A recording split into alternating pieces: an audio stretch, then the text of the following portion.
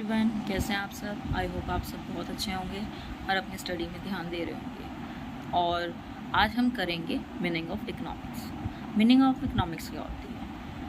Economics is a social science which study the way of a society choose to use it limited resources. Economy एक क्या है? Social science की तरह काम करते हैं जिसमें स्टडी की जाती है सोसाइटी में कि चूज़ कैसे करना लिमिटेड रिसोर्सेज को, which have alternate use to produce goods and services. हमारे पास ऑल्टरनेट यूज़ होते हैं गुड्स और सर्विसेज को यूज़ करने के लिए, उसको डिस्ट्रीब्यूट करने के लिए डिफरेंट ग्रुप ऑफ पीपल।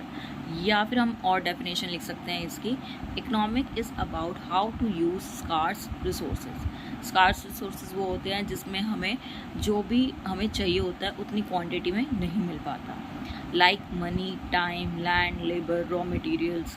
तो उसके लिए आ गया। तो to satisfy maximum human needs and wants, कि इकोनॉमिक्स एक ऐसा मीनिंग है हमें जो बताता है कि हमें स्कार्स रिसोर्सेज को इस तरीके से यूज़ करना है कि हमें मैक्सिमम सेटिस्फेक्शन मिल सके ह्यूमन की नीड्स को और उनकी वांट्स को। अब देखिए, इसमें दो तरह की ब्रांचेज होती हैं। पहली ब्रांच है micro economics and macro economics. Micro economics में हम क्या करते हैं? स्टडी इंडिविजुअल यूनिट्स, जिसमें हम स्टडी करते हैं इंडिविजुअल यूनिट्स की, जैसे कंज्यूमर, फर्म और मार्केट। इन सब के बारे में हम माइक्रो में पढ़ते हैं। और मैक्रो में क्या पढ़ते हैं? Study the economy as a whole. इसके अंदर सारी चीज़ें आती हैं, जैसे नेशनल इनकम हो गया, अनएम्प्लॉयमेंट हो गया, इन्फ्लेमेशन हो गया, ग्रोथ हो गई, तो ये सब इसके अंदर आता है। ठीक है, अब हम पढ़ रहे हैं economic as a science.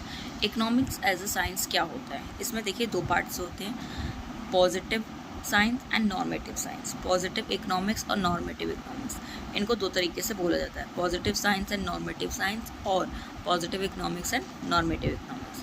Positive economics क्या होती है? इसके अंदर हमारे पास कोई भी तथ्य होता है, मतलब हिंदी में कहा जाए कि हम ऐसी चीज़ को कर सकते हैं जो फैक्ट है, एक्चुअल है। Deals with what are the economic problem and how are they actually solve, कि जो एक्चुअल चीज़ें उनको कैसे सॉल्व कर सकते हैं, उनके साथ कैसे डील कर सकते हैं। जैसे what is, what was, what will be, क्या है, क्या था और क्या होगा। ठीक है।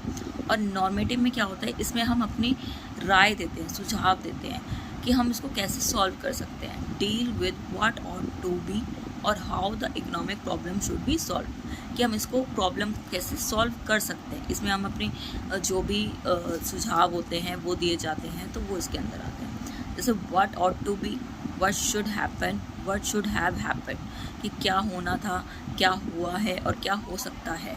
तो इसके लिए रिलेटेड ये नॉर्मेटिव होता है। अगर हम इसकी बेसिस के बारे में बात करें तो इसके बेसिस क्या होंगे? देखिए, बेसिस पॉजिटिव इकोनॉमिक में होता है क्या, और नॉर्मेटिव में इकोनॉमिक में होता है कैसे।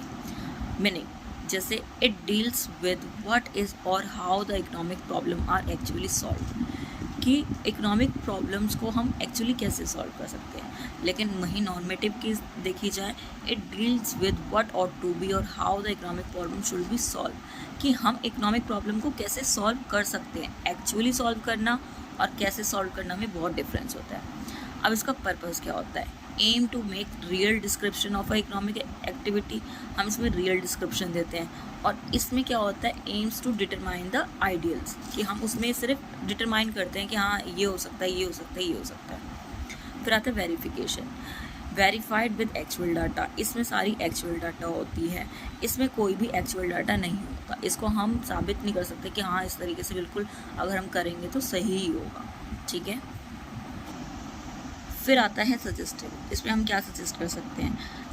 Based upon fact and does not suggestive. इसमें फैक्ट होते हैं, इसको हम सजेस्ट नहीं कर सकते। Based upon individual opinion and it is suggestive in a nature. Individual opinion होती है इनकी नेचर में। Value judgement, it does not give any value judgement, it is a neutral between acts. ये न्यूट्रल होता है, लेकिन इसके अंदर जजमेंट होती है। नॉर्मेटिव में हम जजमेंट करते हैं, जिसका भी आप राय या सुझाव लोगे तो हम उसको बता सकते हैं कि हाँ आपकी राय गलत है या आपकी राय सही है, तो इसको हम जजमेंट दे सकते हैं। लेकिन इसमें कोई भी जजमेंट नहीं होता, ये न्यूट्रल होता है, क्योंकि इसमें एक्चुअल फैक्ट होते हैं। Example, price in Indian economy are constantly rising. अगर इंडियन इकोनॉमी की जो प्राइस है वो कॉन्स्टेंटली राइज हो रही है, तो उसमें कोई भी हम फैक्ट ये एक रियल फैक्ट होता है। There are inequalities of economy in our economy, मतलब कि इसमें जो इनइक्वालिटी है इनकम की अपनी इकोनॉमी में, उस पर इफेक्ट करता है। लेकिन India should take step to control rising price. यहाँ पर इंडिया को स्टेप लेने चाहिए कंट्रोल करें राइजिंग प्राइस के अंदर।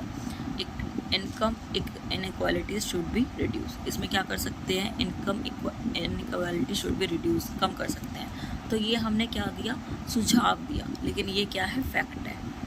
ठीक है, तो ये आपका बोला एक सिचुएशन दे दी है, तो उसके अकॉर्डिंग ये चीज़ आ रही है। तो इसमें हमारा क्या है, ये फैक्ट, और ये हमारा क्या है, इसको हम कैसे सॉल्व कर सकते हैं। फिर इकोनॉमिक्स के दो पार्ट बताए ही थे, micro economics and macro economics. Micro में होता है प्राइस थ्योरी और मैक्रो में होता है इनकम थ्योरी। आज के लिए इतना ही बस। आपको मैंने इकोनॉमिक की मीनिंग समझाया, इकोनॉमिक एज अ साइंस समझाया, जिसमें पॉजिटिव नॉर्मेटिव साइंस के बारे में बताया, और इसके डिफरेंट बेसिस के आधार पर डिफरेंस बताए हैं पॉजिटिव इकोनॉमी और नॉर्मेटिव इकोनॉमी। ठीक है, नेक्स्ट हम क्लास में करेंगे इसके आगे का पार्ट। तब तक आप इसको रिवाइज़ करिए, और पिछली क्लासेस के भी जो चीज़ें करवाई गई हैं उनको भी रिवाइज़ करिए। Thank you.